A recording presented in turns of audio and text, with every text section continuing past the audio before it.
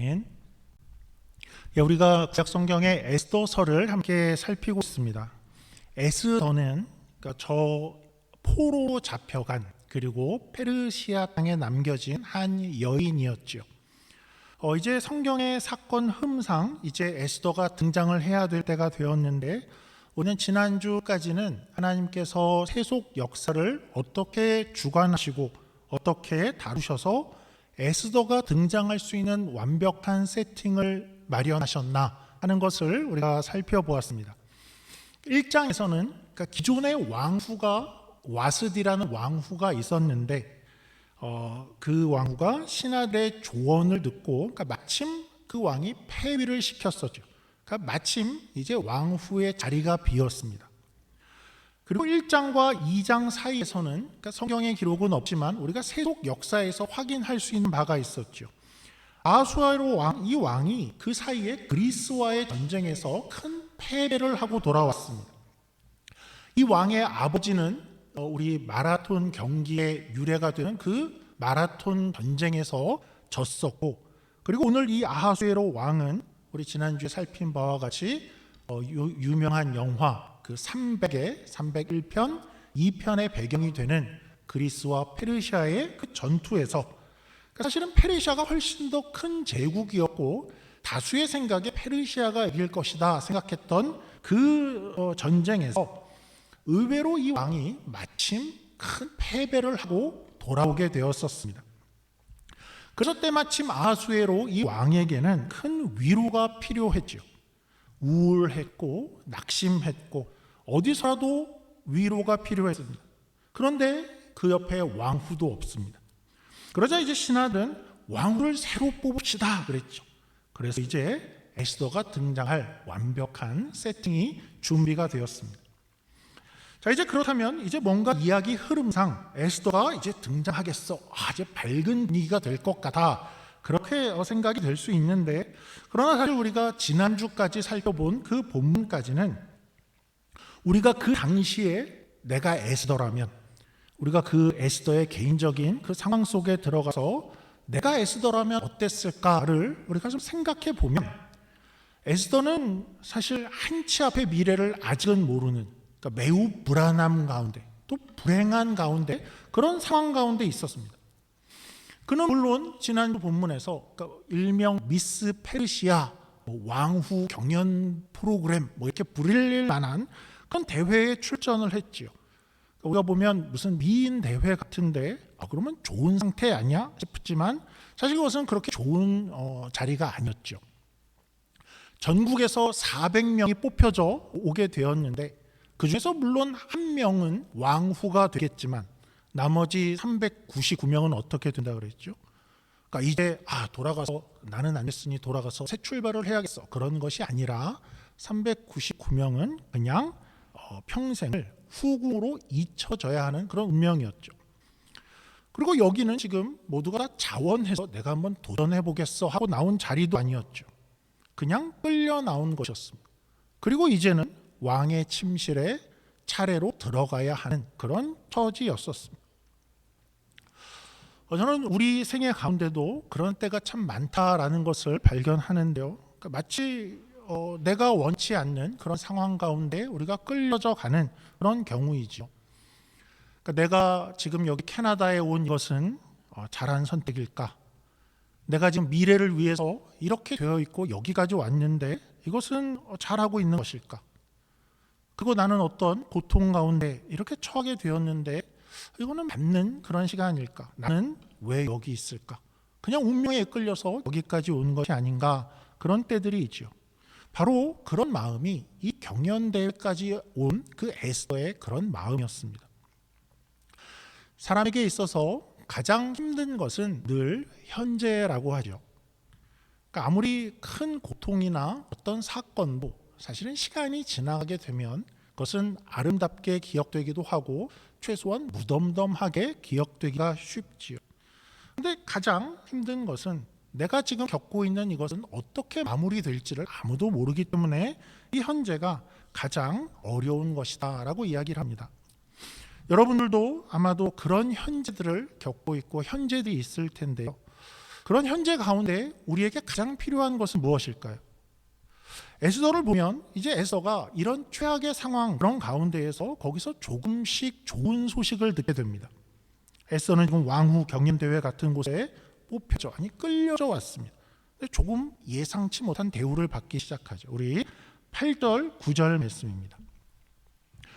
왕의 조소와 명령이 반포되매 처녀들이 도성 수산에 많이 모여 헤게 수하에 나아갈 때에 에스더도 왕궁으로 이끌려 가서 궁녀를 주관하는 헤게의 수하에 속하니 헤게가 이 처녀를 좋게 보고 은혜를 베풀어 몸을 정결하게 할 물품과 일용품을 곧 주며 또 왕궁에서 의뢰주는 7 궁녀를 주고 에스더와 그 궁녀들을 후궁 아름다운 처소로 옮기더라. 거기에는 헤게라는 어떤 책임자가 있었습니다. 궁녀들을 주관하는 내시였다고 합니다. 그런데 이 헤게가 이제 에스더를 좋게 본다고 하죠. 모든 게 절망스러웠을 그 에스더를 헤게는 왜 좋게 보았을까요? 에스더는 물론 아름다웠습니다. 그래서였을까요? 그러면 다른 여인들은 아름답지 않았을까요? 지금 여기 모인 이 여인들은 페르시아 제국의 500만 되는 인구 중에 250만 정도의 여인들 중에 뽑혀져 온 이들이죠. 요세푸스라는 역사가에 의하면 거기에 400명이 뽑혀져 왔다라고 기록을 합니다. 모두가 다 아름다웠을 것입니다. 그런데 어떻게 이렇게 유독 에스더가 좋게 보일 수 있었을까? 마치 콩깍지가 씌인 것 같죠. 이런 일들이 사실 우리들에게도 일어나곤 하죠. 어디선가 어느 때에 우리를 좋게 보는 사람을 만나게 됩니다. 내가 사실은 그만큼 좋고 그렇게 좋은 사람은 아닌 것 같은데 유독 나를 좋게 보고 돕는 사람을 만날 때가 있죠. 어떤 회사에 갔는데 면접관이 나를 좋게 본다거나 이사를 하려는데 집주인이 나를 좋게 보기도 하고 어느 모임에 갔는데 나를 좋게 보는 이가 있어서 친구가 되어지기도 하죠. 에스더는 지금 이런 은혜를 입는 겁니다. 그러니까 헤게가 너무 갑자기 잘 봐준 거죠. 우리는 그 이유를 그러니까 신앙 안에서 잘 알고 있습니다. 하나님이 헤게에게 개입하신 것이 분명합니다. 그러니까 400명 중에 에스더에게 이를테면 빛이 나게끔 이렇게 그런 일을 하셔서 그녀를 이제 그 곤경에서 구해내려는 것이죠. 그런데 생각해 보면 이 넷이 헤게가 에스더를 그렇게 잘 봤어 하는 것은 사실은 별로 이렇게 큰 의미가 없습니다. 좋은 향품을 받았대, 특급 대우를 받았어. 그러니까 사실은 그것보다 정작 중요한 것은 이제 왕이 어떻게 보는가 하는 것이 중요하죠.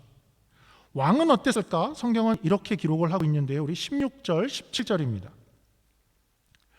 아하수에로 왕의 제7년 10월 곧 데벳월에 에스더가 왕궁에 인도되어 들어가서 왕 앞에 나가니 왕이 모든 여자보다 에스더를 더 사랑하므로 그가 모든 처녀보다 왕 앞에 더 은총을 얻은지라.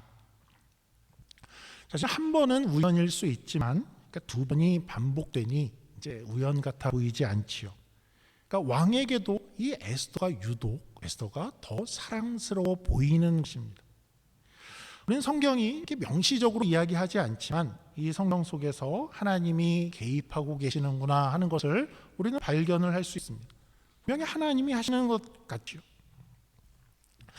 우리가 이런 절망적인 상황 가운데 있다면 우리에게 가장 필요한 것은 무엇일까요? 그것은 하나님의 개입하심이실 것입니다. 특별히 우리 가운데 지침과 또 낙심과 탈진 가운데 있는 그러한 분이 있다면 우리에게 그런 복이 오늘 있기를 원합니다. 사실 우리에게는 이런 복이 너무나 필요하지요. 일명 콩깍지의 은혜라고 할 수 있을까요? 면접을 볼 때 그 면접을 한 이가 잘 보게 되어지는 그런 복, 동료들 사이에서도 나를 잘 보는 복, 또 연애를 해도 상대방이 나를 좋게 보여지는, 이웃들에게도 또 전도를 하러 갔는데 그분이 나를 좋게 보는 그런 복들을, 그런 하나님의 위로와 함께 하심이 오늘 여러분의 인생 가운데 있기를 다시 한번 기도하고 또 축원합니다. 자, 이 곤경 가운데 있는 에스더라고 우리가 계속 확인을 했는데 거기에 시작된 것이 이제 하나님의 개입이고 하나님의 은혜였습니다. 그래서 에스더가 어떻게 되었다라고 하는가? 우리 17절, 18절을 보죠. 17절 중간부터인데요. 왕이 그의 머리에 관을 씌우고 와스디를 대신하여 왕후로 삼은 후에 왕이 크게 잔치를 베푸니 이는 에스더를 위한 잔치라. 모든 지방관과 신하들을 위하여 잔치를 베풀고 또 각 지방의 세금을 면제하고 왕의 이름으로 큰 상을 주니라. 에스더가 그 나라의 왕후가 되었다라고 하죠. 어디서 좀 본 이야기 같죠. 구약 성경판 신데렐라 이야기와 비슷해 보입니다. 이 여인은 포로로 잡혀간 그 민족의 여인이었고 부모를 잃은 고아였고 그저 사촌 오빠 손에 키워진 소녀였죠.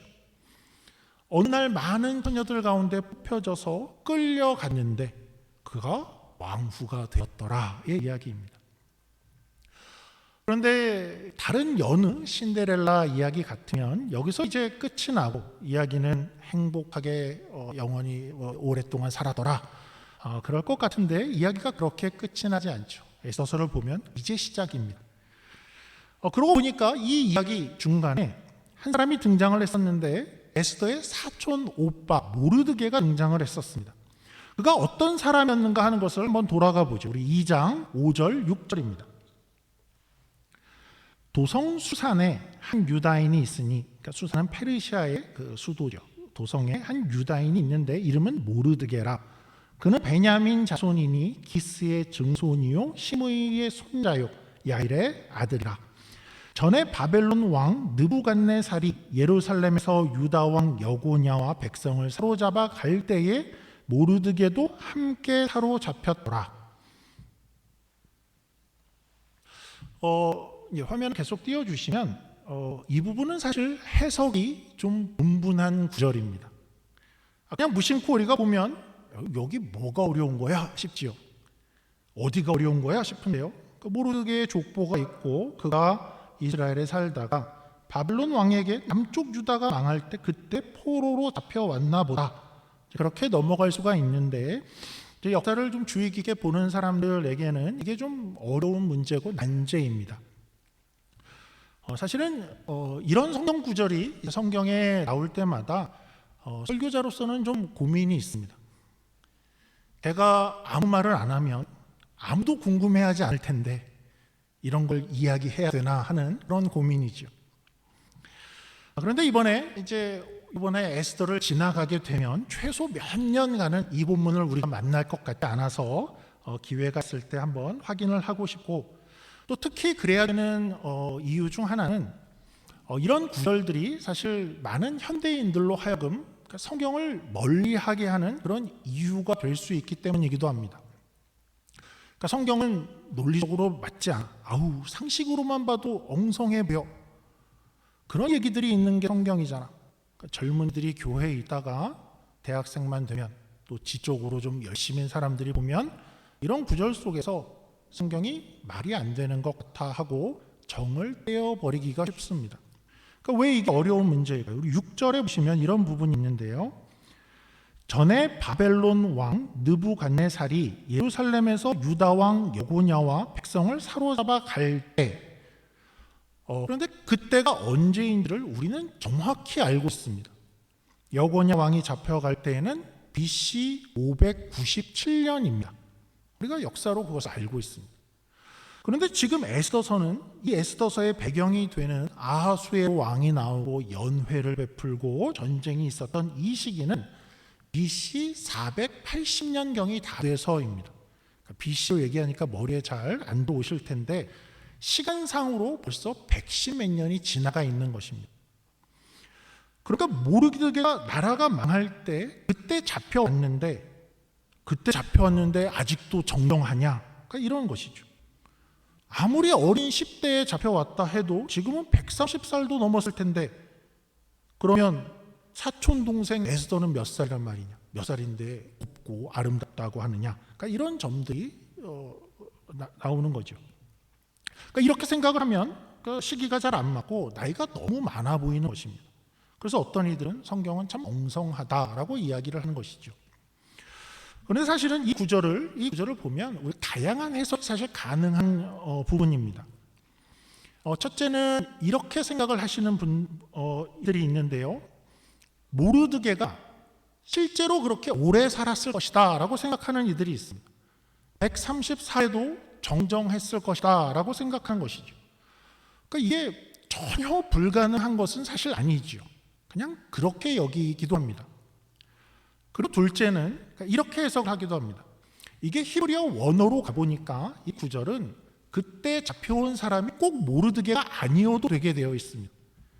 그러니까 영어로 우리 관계대명사라고 하죠. 관계대명사로 이어지는데 그 관계대명사의 선행사라고 하죠. 지칭하는 그 대상이 모르드게일 필요가 없고 오히려 더 가까이에 있는 사람은 모르드게의 증조부, 증조 할아버지 기스가 더 가까이에 있습니다. 그래서 증조부 기스가 사로잡혀 왔다도 충분히 해석이 되는, 그렇게 번역이 되는, 그렇게 이해가 가능한 문장이죠.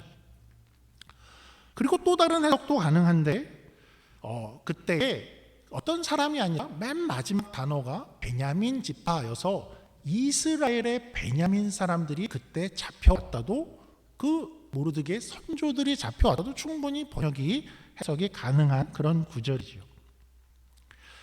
그렇게 보면 이 구절이 지금 여기 이 이야기 속에서, 이 성경 사건 속에서 말하고 싶은 것은 사실 모르드게의 출신을 강조하고 싶은 것이죠. 이제 모르드게가 이야기 속에 등장을 하는데 저자는, 그리고 화자는, 이야기하는 사람은 모르드게라는 사람이 있어.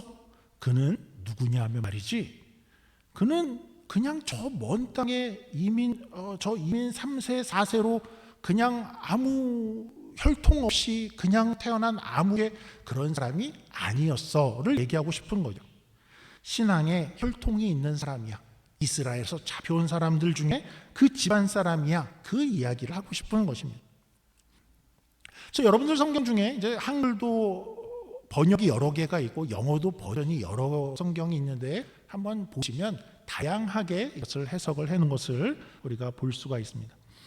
그런데 어떤 선택을 하더라도 이 구절은, 그러니까 성경을 읽는 우리로 하여금 어떤 걸 이해해라, 어떤 걸 말해주고 있냐 하면 모르드게라는 사람이 어디 출신인가, 어떤 사람인가를 말해주는 것이 핵심이죠. 모르드게도 그렇고, 그리고 에스더도, 이들은 선조들이 포로로 잡혀온 이들의 후예인데, 이들은 베냐민 지파였어. 사울 왕의 후예들이야. 신앙의 뿌리가 있는 신앙인들이야. 그 이야기를 하고 그렇게 소개를 하고 있는 겁니다. 이들은 태어나 보니까 사실은 포로로 잡혀온 그런 인생들입니다. 에스더는 부모가 없습니다. 그런데 이들은 이스라엘의 후예였어. 신앙의 후손들. 신앙이 그들이 얼마나 좋았냐를 떠나서 그 얘기보다는 그들은 하나님의 백성이었어로 소개를 하고 있는 것이죠. 자, 우리가 그들이 한번 되어보죠. 그들의 입장이 한번 되어보죠. 그들은 태어나 보니까 어떤 세상이었다고요? 그들이 태어나서 눈 뜨고 이제 자라다 보니, 세상을 보니, 태어나 보니 어떤 세상입니까? 완전한 이방 세상입니다. 세속 세상이죠. 거대한 제국입니다. 그 한 자기 민족은 자기는 힘이 없습니다. 미약하죠. 세상은 강해 보이고 힘이 있어 보이는데 나는 이렇게 태어나고 나는 이제 살아가려면 이 세상을 쫓아서 이 세상의 원리대로 그렇게 살아야지만 살 수 있을 것 같은 그런 세상이어 보이게 되죠. 이름도 지금 모르드게라는 이름을 쓰고 있습니다. 이것은 바벨론 신 마르둑에서 나온 이름이 분명합니다. 그러니까 이방 이름을 가지고 이방 세계에서 살게 된 사람이죠. 근데 이 점을 우리가 좀 생각해 보면 이 점이 우리들과 매우 비슷합니다. 우리도 태어나 보니 여기는 완연한 세속 세상이지요. 신앙인들이 물론 주변에 있지만 신앙이 이 세상에서 그렇게 큰 힘을 쓴 것 같지 않아 보일 때가 더 많습니다. 신앙 이야기하면 야, 교회 가서나 해. 직장이나 학교나 공적 세상에서 그런 이야기를 하기가 어려워 보이는 그런 세상이죠. 신앙은 세상을 살아가는 데는 먹고 살기 바쁜데 별로 도움이 안 되는 것 같이 여겨지는 세상이죠. 나 혼자 살기도 바쁜데 세상의 법을 따라 살기에도 그렇게 바쁜 그런 세상, 우리도 이런 세상, 눈을 떠보니 우리도 이 세상 한복판에 있게 된 것입니다. 오늘 우리가 이제 설교 마지막 부분에 한번 짧게 생각해 보고 싶은 것은 그런 이방 세계 세속 세상에 던져진, 눈을 떠보니 그 세상 속에 제국 안에 있는 모르드게가 어떻게 살았는가 하는 모습들을 좀 보면서 우리에게도 그런 모습이 좀 있는가 하는 그런 생각을 좀 해보면 좋을 것 같습니다. 우선 모르드게, 그는 세상을 어떻게 살아갔는가 한번 어떻게 소개하는가를 보죠. 우리 7절입니다. 그의 삼촌의 딸 하닷사 곧 에스더는 부모가 없었으나 용모가 곱고 아리따운 처녀라. 그의 부모가 죽은 후에 모르드게가 자기 딸같이 양육하더라. 모르드게는 그는 혼자 살기도 바빴을 것입니다. 혼자 살기도 바쁜 세상이죠. 그런데 사촌 동생 어린아이를 자기가 키웠답니다. 우리와 한번 이렇게 비교를 해보죠. 그 거대한 세상 속에서 나 하나 살기도 사실 바쁜데, 쉽지 않은데, 나도 정착해야 되고 나도 살기 힘든데 어린 사촌을 거두어 키우는 모습입니다. 혼자 살겠어가 아니라 긍휼한 마음을 담고 있는 모르드게를 보게 되죠. 우리도 이 세상에서 그런 마음이 우리 가운데 있는가 하죠. 둘째 모습을 한번 볼까요? 그가 사는 세상에서 어땠는가 보니까 그는 지혜로웠던 것 같습니다. 우리 10절 말씀입니다. 10절입니다. 에스더가 자기의 민족과 종족을 말하지 아니하니 이는 모르드게가 명령하여 말하지 말라 하였음이라. 이 구절에서 우리는 우선 이런 것을 좀 감지하게 되죠. 이스라엘이 포로로 여기 잡혀온 지가 굉장히 많은 시간이 지났는데, 거의 100년의 시간 이렇게 지났는데 유대인이 그 땅 가운데서 어떤 대우를 받고 어떤 차별받을 수 있었는지 우리가 좀 감을 잡을 수 있죠. 그래서 그 안에서 사실은 굳이 출신을 이야기해라, 그러는데 거짓말을 해라, 그 이야기가 아니라 굳이 말할 필요가 없는데 말하지 말고 가만히 있어라 라고 합니다. 그러니까 아마 하나님이 이 일을 어떻게 처리하시는가 하는 것을 좀 보고 싶었을 것 같습니다. 그래서 지혜라고 말할 수 있을 것 같습니다. 세 번째, 그에게 발견되는 이 모습은 세심한 사랑이라고 할 수 있을 것 같은데, 세심한 사랑인데요. 11절 말씀 보죠. 11절입니다. 모르드게가 날마다 후궁들 앞으로 왕래하며 에스더의 안부가 어떻게 될지를 알고자 하였더라. 그러니까 에스더를 보내놓고 늘 사람을 염려하고 위하는 모습이죠. 어떻게 된 걸까? 내가 도울 수 있는 것이 있을까? 어떤 세심한 그런 모습을 또 모르드게에서 발견하게 되죠. 넷째입니다. 넷째는 그는 어떤 사람인가? 그는 세상 속에서, 어떤 직업 속에서, 세상에서 일을 하면서 그 안에서 성실하고 충성스러운 사람이었다라고 할 수 있을 것 같습니다. 한 가지 사건이 일어나는데요. 오늘은 이렇게 짧게만 보고 넘어갈 텐데요. 그러니까 모르드게가 이 사건 속에서 어떤 사람이었는가 하는 한 일면을 보게 됩니다. 우리 21절부터 23절까지입니다. 2장 21절에서 23절입니다.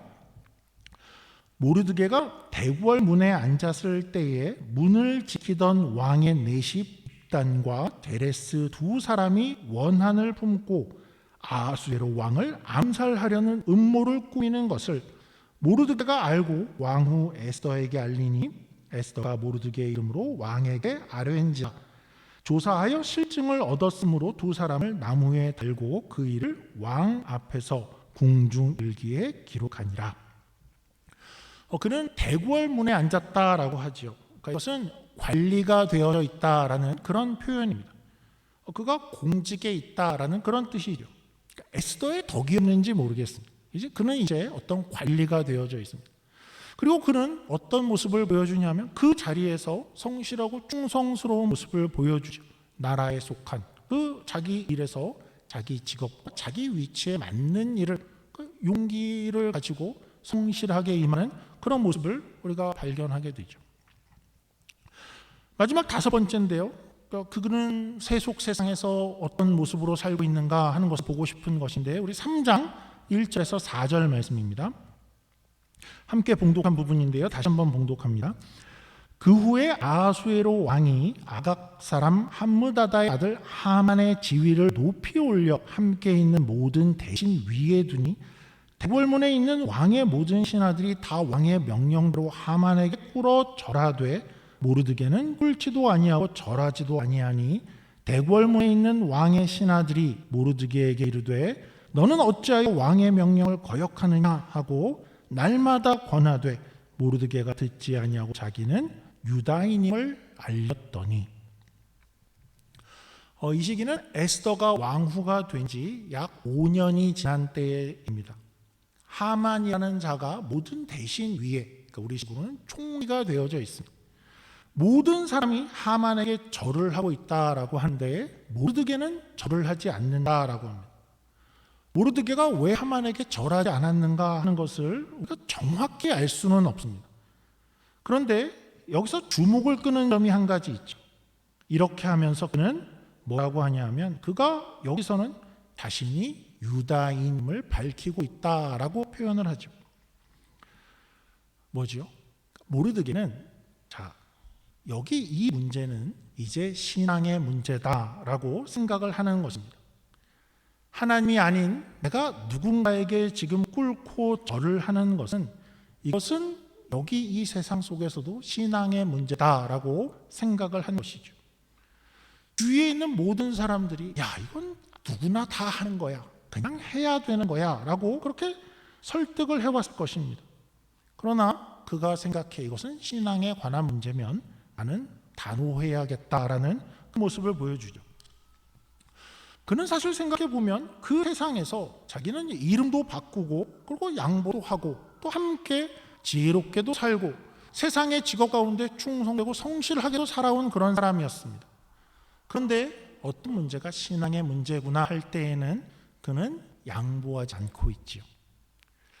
그러니까 이런 모습이 우리가 모르드게에게서 좀 발견할 수 있는 모습이라는 것이 분명하지요. 그리고 우리로 하여금도 우리가 이 세상은 모르드게가 살던 그 이방 세계 세속 세상과 그 큰 제국과 같은 그 세상 속에 미약한 나, 이런 세상 너무나도 비슷한데 우리는 어떻게 살까요? 그는 그 안에서 자신이 유대인의 후손, 이스라엘의 후손이며 유다인임을 잊지 않고 있었죠. 그러니까 우리도 그러면 좋겠습니다. 이 세상에 살지만 우리가 하나님의 백성인 것을 언제나 잊지 않았으면 좋겠습니다. 그는 거기서 이름도 바꾸고 또 직업을 가지고 열심히 삽니다. 그런데 그 안에서 그는 다른 사람을 사랑하는 삶을 살죠. 힘없는 이들을 긍휼히 여기는 그런 삶을 삽니다. 해야 될 매일의 일을 하지만 그는 하나님 앞에서 그 백성임을 잊지 않고 사는 모습을 우리가 발견하게 되는 것이죠. 그리고 무엇보다도 어떠한 것이 내 신앙에 관한 문제라 할 때에 단호해지는 것입니다. 우리가 그럴 수 있으면 좋을 것 같습니다. 우리가 기도를 하는 것, 하나님의 말씀대로 살아야 하는 그런 부분들, 또 우리가 하나님의 삶으로 정직하고 성실해야 되는 그런 부분들, 이웃을 사랑해야 되는 하나님의 백성으로서 그런 삶을 살아야지 하는 그런 내용들, 예배로 모이기를 힘써야지 하는 그런 마음들, 이런 것이 신앙의 문제라면 이 세상 가운데 우리는 모르드게가 어떻게 살았나 하는 것을 다시 한번 생각해 볼 필요가 있죠. 세상을 닮아갈 것인가, 아니면 세상 속에서 하나님의 백성이 어떤 사람인가를 보일 수 있을 것인가. 우리의 또 한 주간의 삶, 여러분의 인생 가운데에서 모르드게가 그 열악한 가운데 포로로 태어나고 힘없는 자로 그곳에 끌려와 눈뜬 큰 제국 앞에서 어떻게 유다인이며 어떻게 신앙을 가지고 살며 어떻게 그 안에서 지혜롭게 살았는가 하는 것을 기억하시고 그러한 삶을 우리도 살아보는 저와 여러분이 되기를 주님의 이름으로 축원합니다. 기도하겠습니다. 하나님 아버지, 오늘은 우리가 세상 속의 모르드게라는 그러한 제목으로 생각을 해보았습니다. 모르드게가 닥쳐있던 그 세상은 정말 크고 무섭고 두려운 세상이었을 것입니다.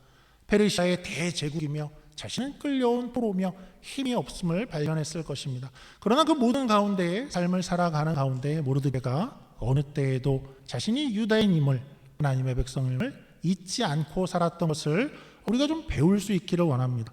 이 세상 가운데 우리는 모든 삶들을 여기서 살아가지만 우리의 정체성이 하나님의 백성임을 어느 순간 또 혹시 신앙의 문제일 때 양보하지 않고 단호할 수 있게 하시며 또 그런 모습으로 하나님 앞에 사랑받고 또 인정받는 그런 삶을 살 수 있도록 하나님 은혜를 더해 주시옵소서. 감사하며 예수님 이름으로 기도드립니다.